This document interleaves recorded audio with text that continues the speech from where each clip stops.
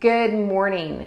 Today we are going to play around with Theraband and some balls, and we're going to start off the exploration with downward dog or modified downward dog, because I like it when we use a prop like a Theraband or a ball. What becomes interesting is the impact on a movement. So to see a before and after and to feel into that is really interesting. So what I'd like you to have are 2 massage balls or 2 tennis balls about that size, as well as a Theraband, and then however you want to do your downward dog, whether it's with a chair or whether it's just on your own. So come into whatever your version of, whoops, there go my balls. Whatever your version is. So whether you're here and you're coming into downward dog here, or whether you're here and you're coming into downward dog here. So whatever your version is, come into your dog. And what's cool about dog, what I find, is that when you're coming into it, whether it's from tabletop on the floor or some version on the chair, the movement, the spine does not really change a whole bunch. The movement is mostly hips, shoulders, and knees and wrists. Right? So when you're stuck in through the thoracic spine, because those muscles attached to your shoulder blade, or when you're stuck in around your hip, then that can limit your ability to get in there, can have you get into your back and into your wrists and all sorts of other stuff that can occur. So what we're going to play with is starting on our hips. We're going to take one of the balls. Now I'm just going to stand the skeleton over. And I want you to see that where we're going to be rolling is all in around this hip, mostly on the outside. Okay, I'm going to show you a couple of ways to play because I can't see you, so I'm not really sure where your wrists are at. But when I get into this initially, I take the ball into the outside of the hip, and I'm here and I start to roll in and around very, very, very slowly in and around this area. Now, you could do this on your back and do it this way if your wrists are not interested in having weight borne on them. Or you can do the same thing in standing against the wall, but I want you to make sure it's really easy to go like fast. I don't want you to do that. I want you to try to go really slow and just feel some of those points that are there, okay? So just feel what you feel. Try not to run by them and just notice. And in whatever position that you're in, you can then start to gently move the leg bone a little bit. When you're in one of those areas, I call them sweet spots. Other people might call them tender points. Other people might call them holy shit points. Really kind of depends on the one's perspective, right? And you can also bring, when you're on the ground here, you can also, and in standing for that matter, you can bring the ankle to the knee, and then you can come a little bit more over. Let me just bring stand over. When you bring the ankle to the knee, here, you are changing the orientation of the femur head in the socket. You can actually visibly see that here. Whoops. You can visibly see that here. When you do that, you are giving yourself more, you're giving your tissue more availability versus when you're down here, right? So when you're up here, the orientation of that hip bone is different, or that hip joint is different. So you're able to get into areas that you can't get into when you're here. So it kind of depends on what your function is and if you can do it. It's not that you have to go there. If you can't get your ankle up there, then don't do that. You can just come onto the outside of your hip and then just slide that leg bone a little bit and change the orientation and then just explore there. All right, good. And now let's come to the other side.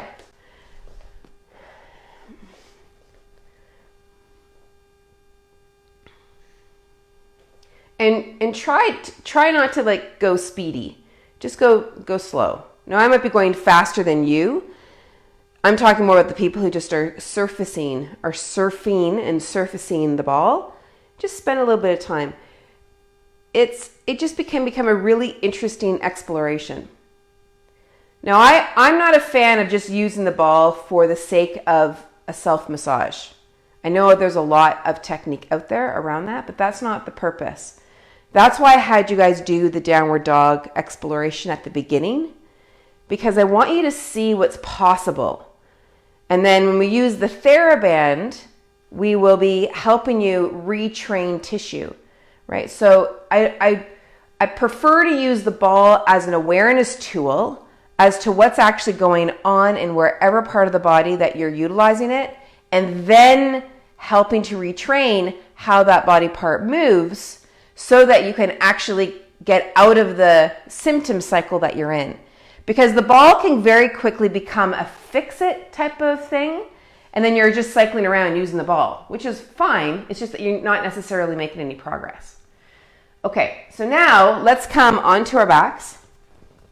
I'm just going to put the balls over here. We're going to use them again, but I don't want them to spray across the room again. So I'm going to come onto my back now and take a leg up and bring the ankle onto the knee. Now, if you follow me for a bit, you know that I love to keep the pelvis quiet, not anchored, just quiet. Think of it like a tonality type of feel, so that we're actually moving the leg bone in the pelvis and then rotating that leg bone and placing it on the other knee. And then we're going to move this leg bone into rotation. So if you take one hand and put it on the front of the hip, the other hand, without having to reach, just come around so your brain knows that your fingers are pointing at your, basically at your rotators at your bum. You're going to rotate that leg bone away from you. So that as you do that, the front of the hip is not being used when you're moving the leg bone away from you. You're utilizing the back of your hip, which is where we're basically rolling for the most part. And then just feel if you've got some range there. Good. And now other side. Ankle or leg bone moves up. Ankle comes over by the rotation of your leg bone in the hip socket. So really pay attention, because after you roll, you may have created some great release, but now it's about moving that leg bone. So you retrain through that hip joint how that leg bone is moving in the hip. You're changing up those neuromuscular dynamics.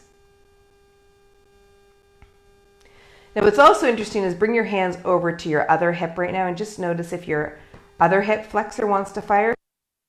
We push with the foot that's on the floor to brace, and then that creates all sorts of hip flexion. Okay, now from here, let's start to take a little bit of a rotation. And what becomes interesting about this movement is that the front of your hips stay quiet as you take yourself into that rotation. So the control of that movement is in through your abdomen.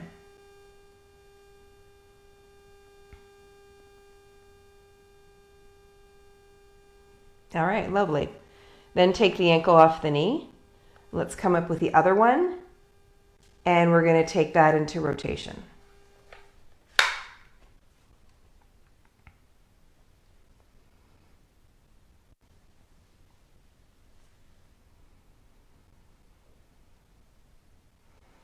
Okay, perfect. Okay, now here comes the Theraband. So the Theraband's going to come around your leg.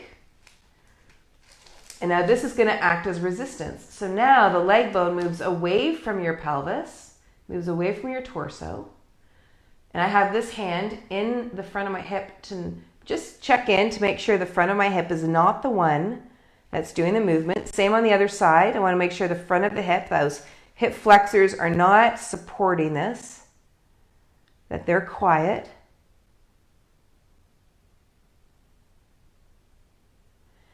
And then with this leg in rotation, now you're going to maintain the rotation. Now we're going to add this rotation.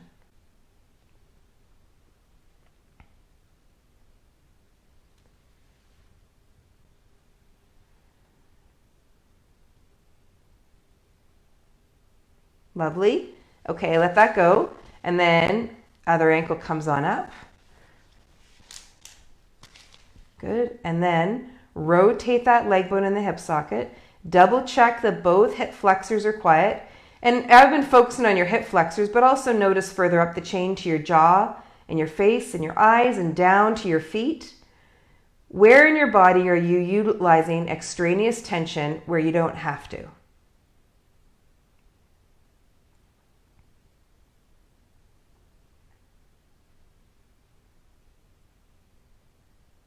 Okay, and then let's take that movement into rotation. So the abdomen is controlling that movement, not your shoulders, not your neck, not your pinky toe.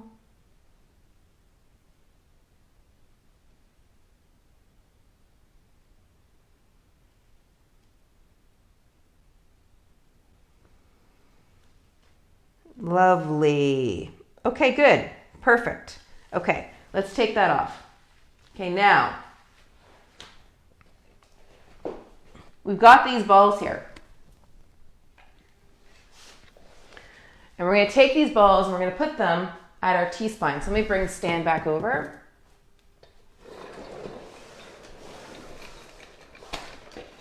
Whoops. Let me bring this guy back a bit.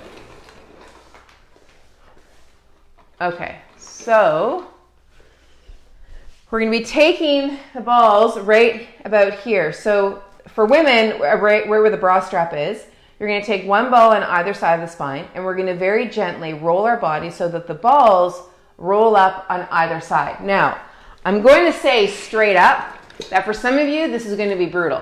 So you need to gauge what brutal means for you. Some people, they get brutal and they love it. Other people, it's like no go. So you need to determine if this makes sense for you. You could also use a rolled blanket instead, or a spinal strip. So if you've got one of these, you could fold this in half. This is the spinal strip, and place this right in the and lie on your back with that. So that would look like this. Got a veritable playroom growing here. You can also do it here. So you've got this back like so, and you're lying like this. So you could do that. You can also use a rolled blanket or a rolled mat. Okay? And if you're going to join me with the balls, then you'll place the balls starting right opposite your breastbone. So for women, it's right about where that bra strap is, and you're going to lie back over top of them. Now that might just be enough. You might be saying, okay, then, Susie, how on earth can you do this at 5 a.m. Calgary time? And then you'll be here and just rest back here. And the reason I could do this at 5 a.m. Calgary time is because I wouldn't be able to do it at 10 p.m. because I am fast asleep at 10 p.m.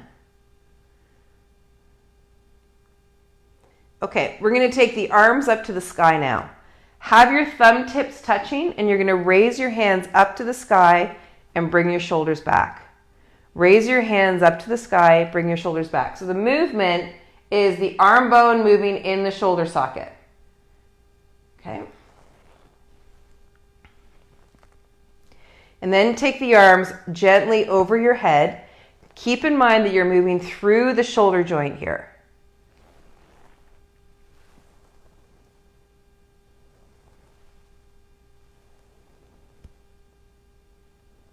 Okay, now you're going to roll up about an inch. So the balls are coming up, you're going down.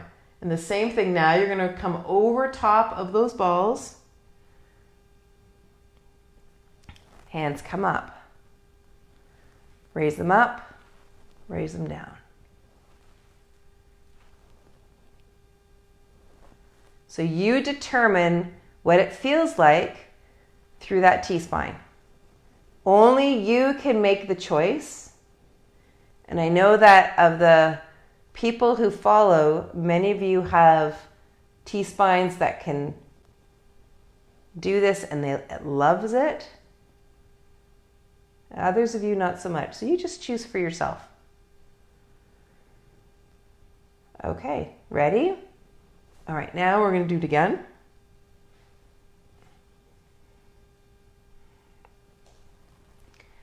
Easy, easy. Arms come up to the sky, shoulders come back.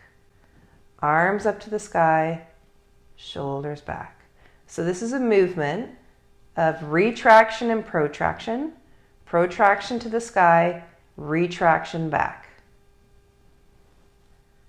Good. Okay, now, for some of you, as we continue to move up, as you bring the arms overhead, it's going to feel a little challenging. So don't be surprised if your range of motion becomes smaller.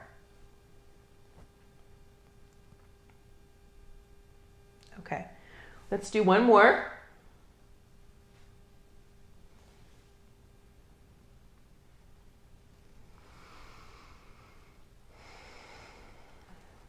Retraction, protraction.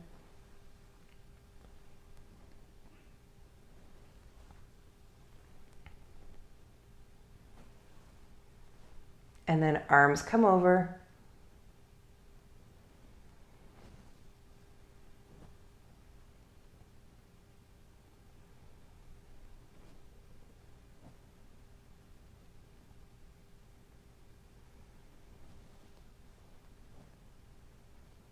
Lovely. Okay, roll over and rest back on your back. And now notice what it is that you feel.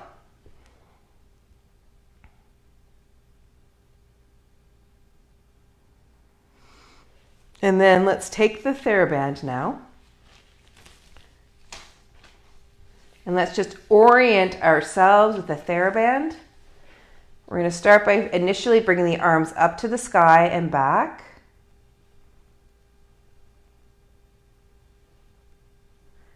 And then arms come over, just to orient. Okay, now let's start to take the arms wide, like this. So I'm going to show it to you sitting. So you're on your back, arms are here, and you're going to take the arms wide like this. Now watch that you're not doing that as you do the motion. It's not that, it's that. Okay, so on your backs. Now, if you have your hands closer towards the center, this is going to be a lot harder. Be aware of your neck and your jaw and your back. And even your T-spine. Do you want to grip in and around that area? Can you relax your pelvic floor?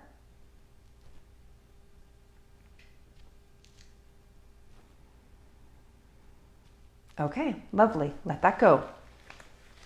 Okay, now from here, just resting back and notice what you feel.